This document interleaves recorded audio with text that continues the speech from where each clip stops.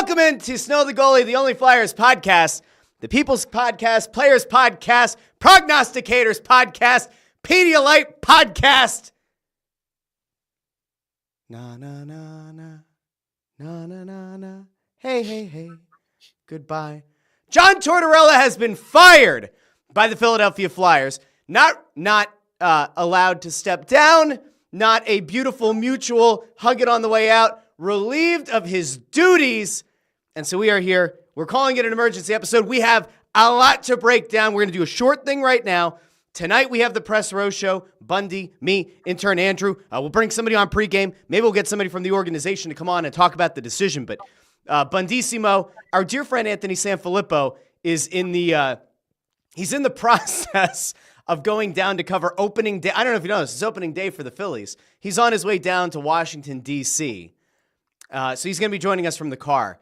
But what a day. What a day for him to go down to D.C. and not be in town. His arch nemesis, John Tortorella, relieved of his duties. We'll bring up the statement here. But Bundy, it's early in the morning.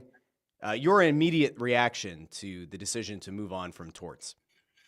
Yeah, I mean, excuse me. I think when you look at it in hindsight and take a look at what's gone on here for the last a month or so since the trade deadline, a lot of frustration that settled into the team, into the players, into the coaching staff.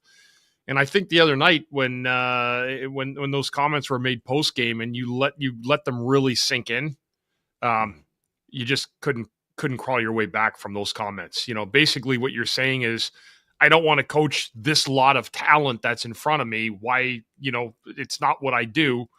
And I think when you did that, you went back to the players and you look at it from their side of it. How do you rectify or re-up that relationship with the coach who just took a shot at the entire team? There's a lot of stuff on Twitter yesterday. Talking about Torts. Was he signaling the management that they need better players here with his post-game presser? There's a lot of stuff that went on. I thought in that yesterday that probably just did not resonate with management for the Flyers, and you could not have somebody come back that made the comments he made. I think he just stepped way over the line the other night, and essentially, in a lot of ways, like people have read on Twitter, I mean, it sounds like he fired himself. Yeah, I think that's fair. And I think that in the grand scheme, listen, I will speak for myself here. I find this to be something that is very long overdue.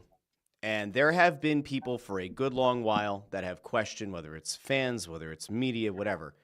There have been people questioning for the better part of a year who ultimately has final say on things, who has the most sway with ownership, who has there's been a fan narrative for a year. Is Torts really the one who decides on the players? Is Torts really the one? Almost saying that Torts has been higher up on the food chain than even Danny Briere. Well, Danny Briere is the one who put out the statement today. Danny Briere is the one who made the decision, and ultimately ownership certainly went along with the decision. I think you're right. I think that the comments the other day, I tried to give the guy the benefit of the doubt. There have been times that on this show, there have been people that have said, oh, you guys are just bitter because of what happened with Ant and Torts. And I will admit, there's some bitterness there. And it's not because, what's the best way to put it? The reason that I was always upset with what happened between Ant and Torts is I thought it was a shitty thing to do from his standpoint and for this show because it put into question or called into question the validity of what we talk about, the sourcing that's done on this show. And we have spent years and years and years. And Bundy, this goes back to your days as a player, your days on the radio, which you still do, on TV. There's a credibility that you bring. There's a credibility that Ant brings here as somebody who's covered this team for 2 decades. I'm just a jamoke. But to call into question the veracity of reporting and then never to have the balls to sit down and have a conversation. That is the thing that has always stuck with me. It doesn't matter who the head coach has been over the last 8 years. We have had a decent enough relationship, a professional enough relationship to sit down and talk to an Alain Vigneault. I was as critical as anybody of Chuck Fletcher. Chuck Fletcher came on this show. We've been critical of people, and they've still had the time to either sit down on this show or have a conversation off to the side. And this guy would never do that with Anthony We didn't need it to be for the views. We didn't need it for the listens, for the downloads. We wanted to have those two sit down and have a conversation. People from within the Flyers tried to make it happen. John Tortorella was too big of a guy to apparently let that happen. So I will tell you that on my standpoint and for the good of this show, I'm glad this guy's gone. And I think that the comments the other day were a further testament to him believing he had more power or more sway than he actually did. The comments that he made post-game about not wanting to learn how to coach this kind of a team, that to me was a gross overstep. And you're right. You're right to point out what people said. It is almost like he fired himself. It is a wild day. He is a good coach. Some will argue that he is a great, great, great coach, but he is now gone. And the comments are all over the place over in the comments section. But I think we should probably bring up the statement itself, Bundy, because that is where people were a little bit surprised. Anthony DeMarco was the first one to put out there from the fourth period about hearing John Tortorella's out. Then I saw that Elliot Friedman put out that it sounded like Torts had stepped down. And then almost immediately thereafter, the Flyers went and put out their own statement, which I was shocked at how quickly they turned this around. But Bundy, just for the sake of doing this, and then we'll talk about the decision of who's replacing Torts, at least in the interim here. The Philadelphia Flyers have announced today the team has relieved John Tortorella of his duties as head coach. Philadelphia Flyers associate coach Brad Shaw has been named interim head coach and will assume duties immediately. Then there's a quote here from Danny Briere. Today I made the very difficult decision to move on from John as our head coach. John played a vital role in our rebuild. He set a standard of play and reestablished what it means to be a Philadelphia Flyer. John's passion on the bench was only equaled by his charitable work in our community. As we move into the next chapter of this rebuild, I felt like it was the best for our team to move forward. I'd like to thank John for his tireless work and commitment to the Flyers. Yeah. I mean, they had to counter it with it. You had Elliot Friedman saying he stepped down. It's a big difference between stepping down and being fired. Correct. And I'm glad the Flyers put out exactly the statement that happened. It was becoming more apparent over the last 36 hours that coming back from those comments in Toronto, I don't think he even wanted to come back from those comments in Toronto. Yeah. That's what it looked like. It just looked like he just said, you know what? I'm fucking tired. I'm done. I've been doing this for too long and I'm burned out. And it's almost like he said it on the spot while he was doing his post-game interview. Yeah. There it is. Seven goals in 2 straight games. They've lost 11 of 12 of 14. It's frustrating. I understand, where he was the other night, but at the same time, you're the leader of men and you're the head coach. You cannot say those comments at all. It's like Terry Murray when I was played in 1997 when he said, the Flyers you're down 3-0. He said, we're in a choking situation. The team was. Now, was he wrong? Not really, but you can't say that.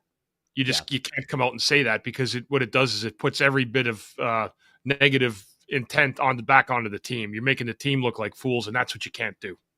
Well, I mean, the other crazy part of this is just that, and you mentioned that the reason that the team probably put the statement out like they did is to counter. I mean, Elliot Friedman is one of the biggest national media pundits for the NHL.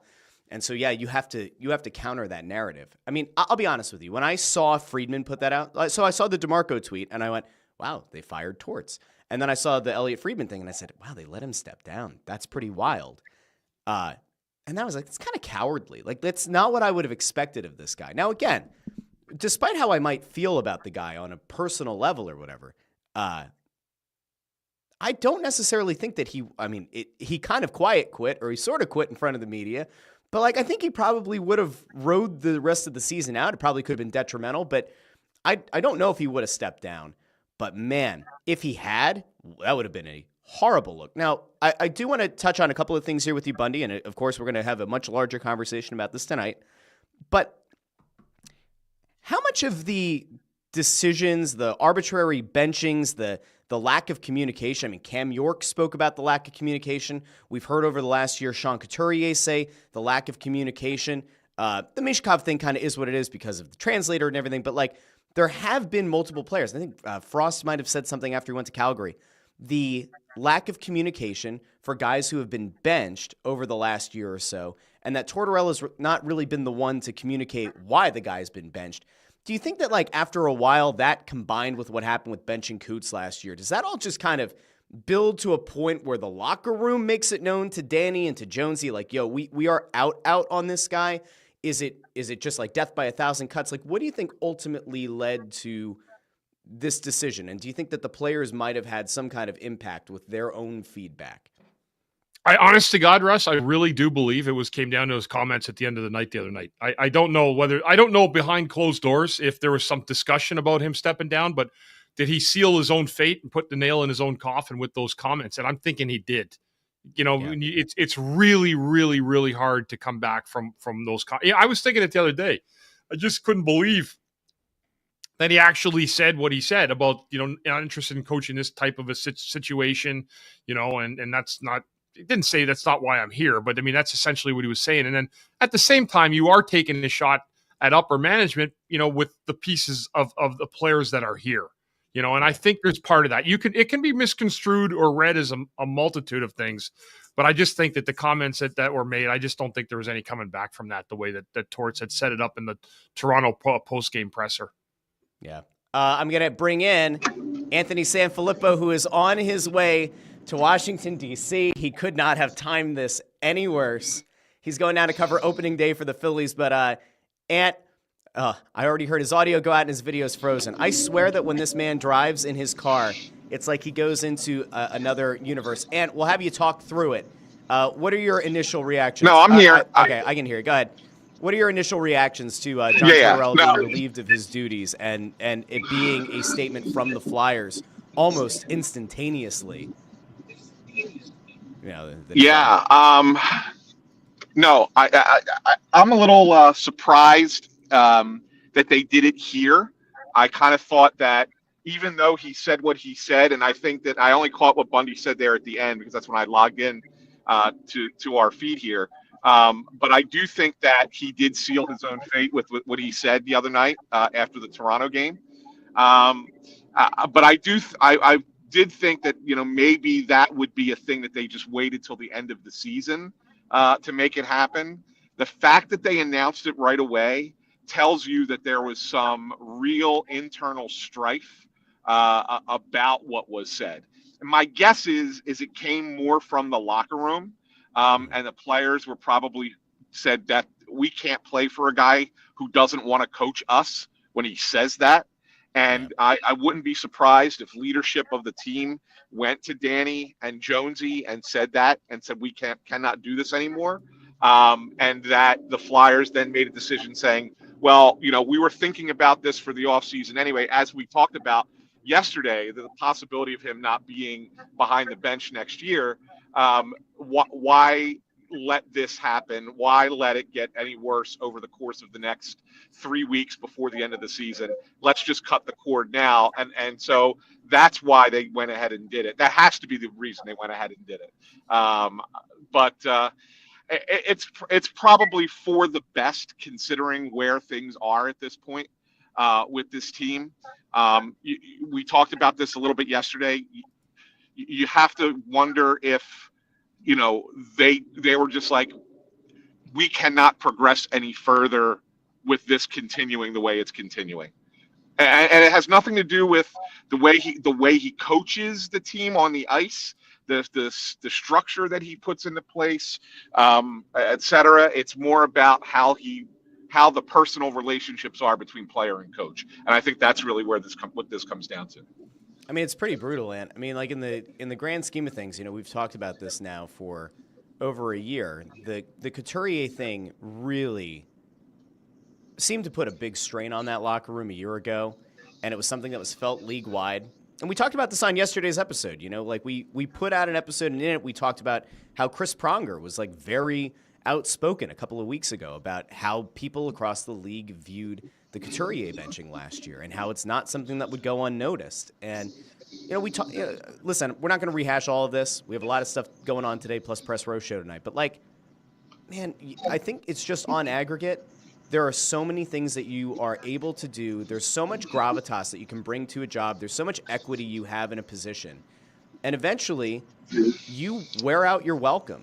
And it feels like, between last year, between some things that have happened this year, between those comments, maybe this was the final straw that broke the camel's back. Yeah, I mean, you're probably right, Russ. But here's the thing that I think is the more intriguing development of this whole thing. Did Danny Briere just assert his authority over the team? Because we know for the last couple of years that Torts has had a little bit more input than most coaches have with an organization, right? He had a little bit more authority than most coaches had. He had the ear of the GM, he had the ear of the president, he had the ear of the CEO, right? Dan Hilferty called John Tortorella the spiritual leader of the Flyers. Did Danny Briere just basically say, hey, I'm the GM, I'm making this call, and really just kind of,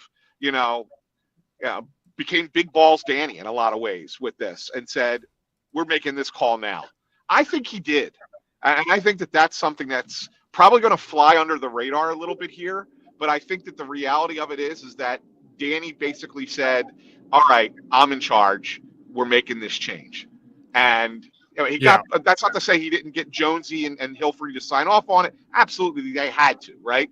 But I think that maybe Danny finally pushed it to the point where it's like, I got to make a decision. I got to make a bold and strong decision for this organization, and I'm going to do it right now. And he pulled out, the cards that he could play at that point and did it. And so, I think that that's something that's probably not going to get talked about a lot, but it's probably worth mentioning as well. Yeah, that's a fair point, Anthony. Yeah.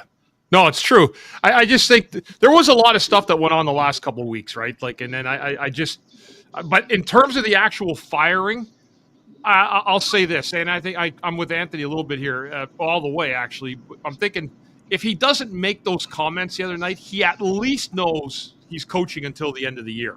And I think the Flyers let him coach it out. I don't think there's any doubt about it. The problem is when you start throwing players under the bus, and he generalized the whole thing. I don't want to coach a team like this, kind of in those type of words. It's really hard to walk it back. And I alluded, Anthony, to the Terry Murray situation in '97 on that team I was on. As much as Terry Murray was a great coach, I love Terry Murray personally. But when you made those comments about how it's a choking situation, as soon as you take one little swing at the team in general, you're done. You can't come back from that.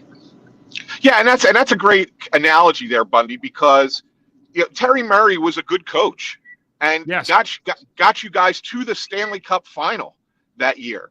And then because he makes one comment and was, I don't know, was it a choking situation? Probably it was, but it's not something you say. It's not something you say out loud as the coach, because then you kind of lose your footing with the locker room, right? I mean, that's hard for the team to then go play for a guy who threw them under the bus after a season where you're one of the last two teams playing, right? So I think that you're right. I think that that's kind of, sometimes you can get caught up in the things that you say and the wording and the way you say things, and it could be detrimental. And I think in this case, it probably was. There were some things that were pointing in the direction of Torts not being, not being the coach next year. But maybe still having some kind of role within the organization. Now that doesn't seem to be, obviously that's not going to be part of it. He was let go completely. So, I think that had a lot to do with it. Bundy, I know that you were kind of up against it. If you need to hop, you can. And I have a couple of things that are over in the comments and a couple of other things really quick to touch on with this, just to looking forward. But we had the super chat come over from Gerald Armstrong. Thank you, Gerald. Says Flyers will have to have an unproven coach. No good coach wants to coach a team during a tank. I want to take that, and I want to take one thing from the Briere statement, and maybe this becomes food for thought. This becomes a conversation tonight. It becomes a conversation over the next few weeks. You're not obviously looking to hire a coach right now. Bradshaw takes over in the interim. But going forward, this is the first time I can legitimately remember Danny Briere going on record with the exact word rebuild in this way, especially in this context. we know what Torts does. We know how Torts is able to raise the floor of a team. We know that he's able to get a lot out of a team. Does this decision now to move on from him change the potential trajectory of like what they want to do, or does it change the timeline at all? No, I don't think it changes it at all. I think that the way that they are putting this roster together, or they're planning to put this roster together, was always geared toward the next 2 seasons, right? It was very methodically put together to say, we know when we're going to have the caps. We know when we're going to have the cap space. My phone falls. Okay. We know when. Just talk through it. You're fine. Yeah, you're fine. We know when like we're going to have. Car. We know when we're going to have the cap space. We know when the free agents that we want to target are going to be available. And that's what they've kind of geared this all toward. They've geared it towards having a ton of picks in the draft this year, some of which they'll use, some of which they could probably parlay into another player or into future draft picks for the 26 or 27 drafts as well. So, like, really, this is the window where they start to put it all together. And with the idea of being a contender within the next 2 seasons. And so the fact that you're bringing in a new coach at that time is not, saying, well, this is going to change the time frame of this. We're going to keep rebuilding longer, or no, we're going to push faster. I don't think either of those things happens. I think that they stay the course as far as to how they plan on putting a roster together. I do want to talk a little bit about the coaching situation as to who could potentially replace Tortorella at some point here, because I think now the whole conversation we had yesterday about Mike Sullivan kind of goes out the window a little. A little bit, right? Yeah. I mean, you shouldn't say good, because Mike Sullivan's a good coach, right? It's not that you're sitting there saying, oh, you shouldn't go after Mike Sullivan. He's a hell of a coach, and he's going to be successful. If he stays in Pittsburgh, if he gets fired and goes somewhere else, he's going to be a successful coach. He's a good coach. But the reality of it is I think that there's too much of a tie to what you just got out of. That being said, I really would not be surprised, and I don't necessarily know if this is the right call, but I would not be surprised if their top target is Rick Tocchet if he gets fired by the Vancouver Canucks. He has it out there, doesn't he? He has it out in Vancouver too. Yeah, he does. He's got a weird contract situation there, so that's a possibility. And I think that, I don't know what my thought is on that. I mean, Bundy, Toc better than any of the three of us. I mean, I've interviewed him a few times. Russ doesn't know him at all. You obviously had an opportunity to play with him. I've seen him have a modicum of success in the NHL, but not anything to sit there and go, oh yeah, this guy's going to come in and be the right guy for this group. I'm sure there'll be other names that get thrown out, other names that they consider. But I don't know. Like, I don't necessarily know what the next step is, or what I would want in the next coach. I'm just not sure if I think that Rick Tocchet is that guy. Yeah, and we'll get a lot more clarity on that as the season winds down and as they head into the summer to see what their plan is. But yeah, I mean, Anthony, do you think they'd be happy keeping Brad Shaw? Well, I think they do like Brad Shaw. I'm not certain that they look at Brad Shaw as the guy to be the head coach. I wouldn't be surprised if they said, hey, Brad, are you willing to stick around as, the same title you have, associate coach, right? And kind of be the right-hand man to whoever it is we hire as the head guy. And as long as Brad Shaw's cool with that, I wouldn't be surprised if he stayed, because I do think that they see value in what he does with defensemen. I do think that if you look at, the work that he's put in over the time that he's been here with defensive players, there has been enough positivity. Yeah, there have been a couple of guys who've had, ups and downs, but I do think there's been enough positive things that you sit there and go, that's a guy that we think can be beneficial for this team. I don't think the Rocky Thompson horror show sticks around. I think that will ultimately be the end of Rocky at the end of this. But I do think that there's a possibility Brad Shaw is still here, yes. So I guess we're a little bit too late on doing those Rocky Thompson horror show shirts, huh? Last thing here, I guess, guys. I see it in the comments. A lot of people saying David Carl. I mean, obviously that's a guy that a lot of teams' fan bases are going to want to see be in consideration for jobs. Quenneville is a name that is kind of floated out there. Boy, oh boy, let me say something about Quenneville.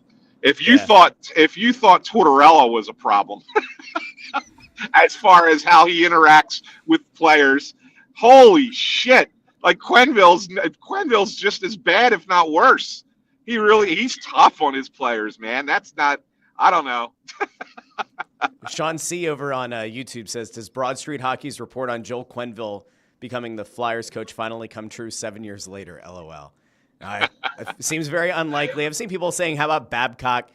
It'll be interesting, guys. Like, listen, one more thing, in fairness, and I think maybe we can end on this.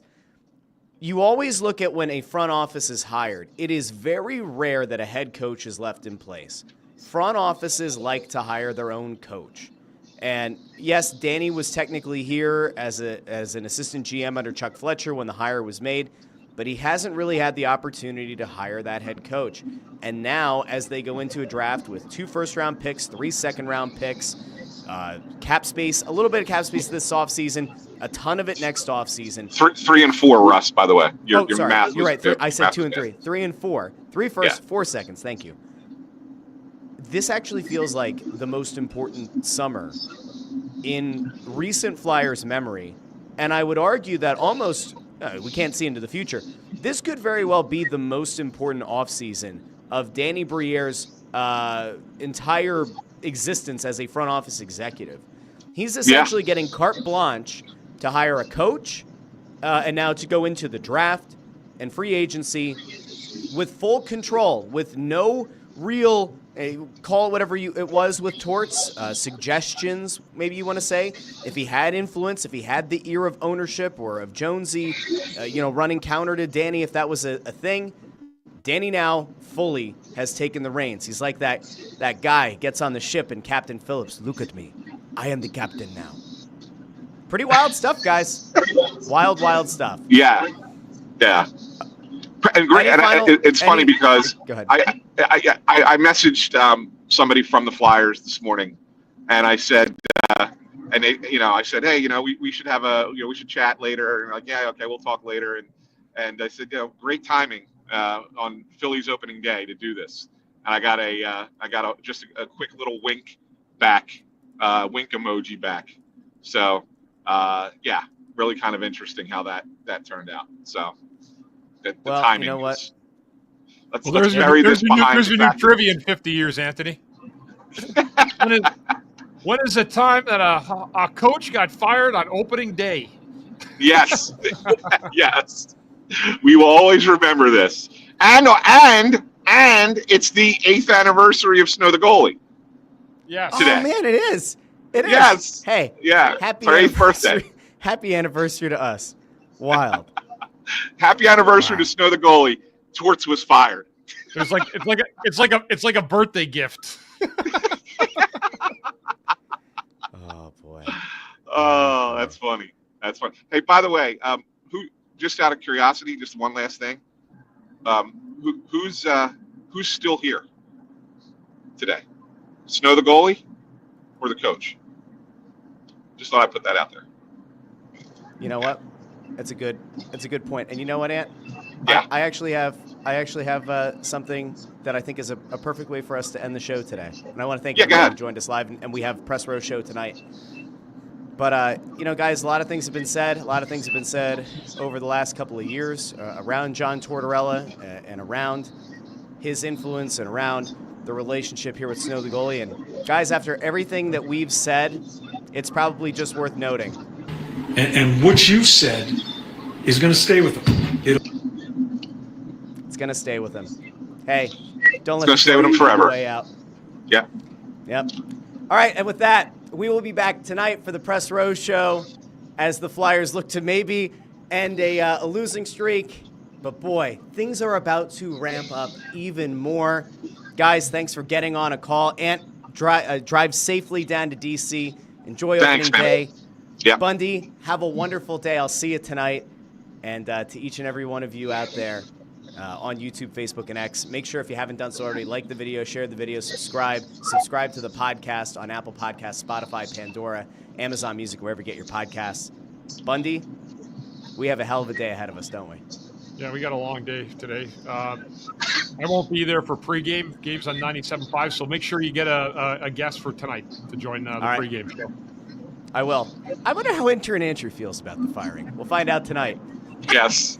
Be a lot more tonight. We'll see everybody later. Have a great day, everybody. We'll talk to each and every one of you very, very soon here on Snow The Goalie, the only Flyers podcast. Talk soon.